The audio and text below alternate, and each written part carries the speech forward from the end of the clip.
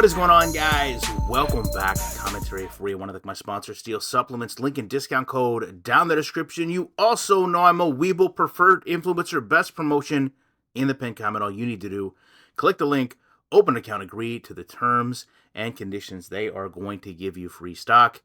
And we got to cover this because I am astonished at the way people will stop at no length to not only create a relationship with EA, but sit here and project to you improvements in the game that, quite frankly, aren't there. So I'm going to say I don't have an issue with Mills. I mean, we've had back and forth in the past, but I'm going to let you listen to this clip, and then we're going to go back and review exactly what really happens. Right? Watch this. The ball goes up.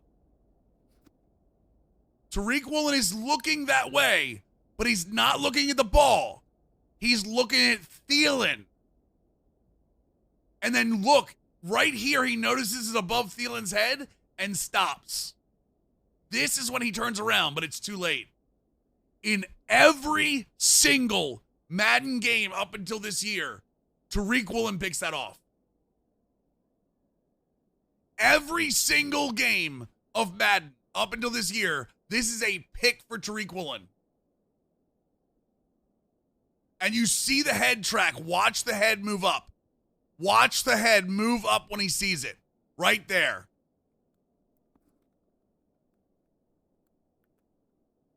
So we can go back in hindsight and understand a couple things here. Number one, the trajectory in which the ball is taking for the catch to be attempted. And that's what kind of makes this more astonishing that we would champion this, because we know then the area that the defensive player needs to protect. So if he's truly tracking the ball, you can see this area would be critical for him to try to defend the pass or prevent the catch. Yet he does none of this. He actually instead is out looking the other direction. So to sit here and kind of, wet yourself over, look at the head tracking here. He's identifying the ball coming in, and he's, for some reason, not attempting to defend the pass. And instead, if we go back, he essentially allows this to be an uncontested catch. Now, we don't discuss this, but it doesn't appear to be a catch, which I find interesting because you're throwing into essentially wide open coverage. There's three receivers here, one defensive back, and I would say that predominantly you don't want to see that one defensive player intercept the ball when he has so many other responsibilities, because technically that ball could have been caught, or at least attempted to be caught, by any of those receivers. It was a tight spiral. The pocket from behind appears to be clean. Why was that not caught? There was really nothing that would have prevented it from being a touchdown other than the fact a defensive back who really wasn't playing football properly, which is something EA excels at programming, by the way, was in front of him. To close this out, I love the ability to have these conversations, and I try to do them respectfully, but to me, that is what happens when you are so eager to show improvements that aren't there. When you're so excited about projecting to a community, or perhaps even showing to EA that you're willing to go that extra mile to talk about positives and try to promote positives. A lot of people like to draw the line in this community between positivity and negativity. To me, that example there is almost toxic positivity. We're being positive for the sake of being positive. We're being happy for the sake of being happy. And we don't care that maybe somebody sees this and believes this is an improvement, maybe influences their ability to purchase the game one way or the other, when you have a game that really, when you go back and look, is very much broken. And to that point, I'm going to showcase this play here, because this is the example of what we see most commonly in Madden.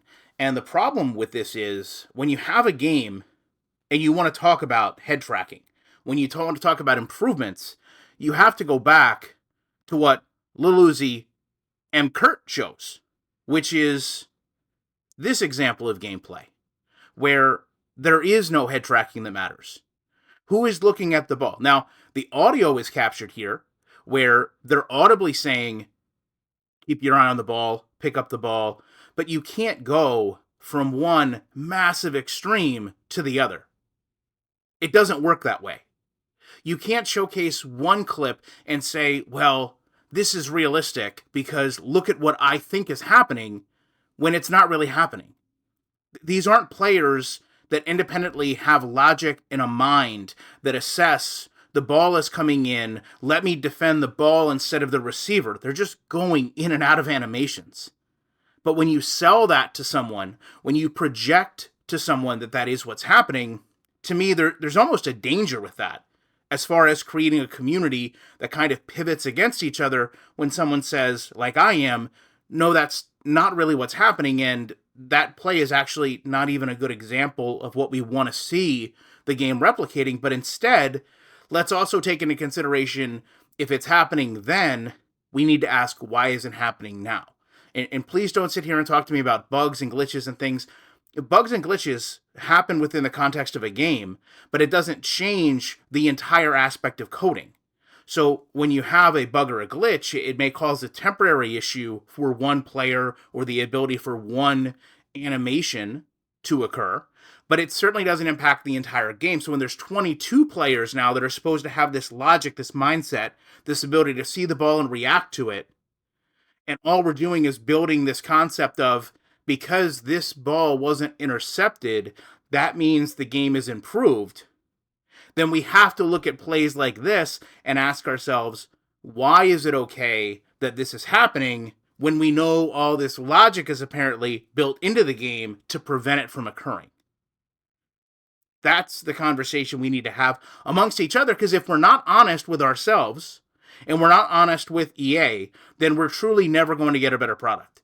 And that's all there is to it. I'm going to leave you with listening to this clip, and I want you to focus on the audio of the actual play that you're hearing, which is not the actual players talking to each other, but rather what is programmed by EA to play in loose ball situations. And again, use your mind to ask yourself, why is this game programmed so bad? Why does this game have so many issues with animations? But more importantly, why are we looking frame by frame, nitpicking something in a positive way, but then having an issue if someone else goes frame by frame and nitpicks it in a negative or constructive way? Love to know your thoughts on this. Appreciate you watching this video. You know, when I can go on the internet and have somebody send me a clip of the game being defended that makes me scratch my head, there is no way that I will not be back in the week with more commentary.